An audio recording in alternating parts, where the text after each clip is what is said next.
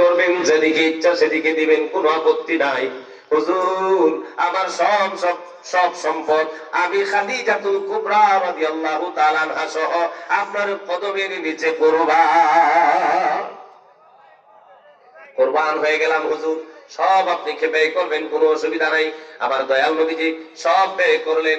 ব্যয় করার পরে দাওয়াত দেওয়ার জন্য যখন মানুষের বাড়ি বাড়ি যাইতেন, দাঁড়িয়ে দাঁড়িয়ে ঘুরতেন, সব দাওয়াত দিয়া যখন রাত্রে বেলায় গভীর রাত্রে বাড়ি ফিরতেন, যখন উঠানের মধ্যে আইসা দরজার সামনে একটু টোকা দিতেন, আম্মা জান খাদিজাতুল কুবরা উঠানের মধ্যে আসার সাথে সাথে দরজা খুইলা দিত।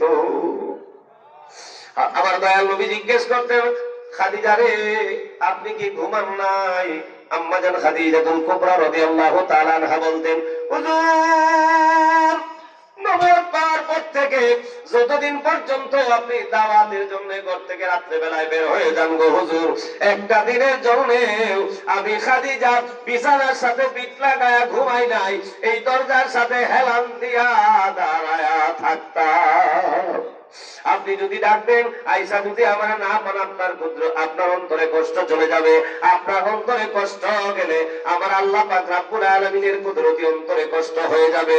হুজুর এই জন্য আমি কখনো ঘুমাই নাই। শুধু তাই নয় হযরত আম্মা জান খাদিজাতুল কুবরা রাদিয়াল্লাহু তাআলা আনহার কুলের মধ্যে মাথা মুবারক দিয়ে আমার দয়াল নবী সাল্লাল্লাহু আলাইহি ওয়াসাল্লাম ঘুমায় আছেন।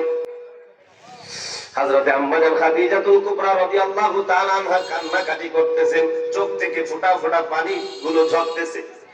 এক ফোঁটা পানি আমার নবীর বদন মুবারকের মধ্যে পড়ছে। চক্ষু খুইলা বলে, খাদিজা আপনি কেন কাঁদেন?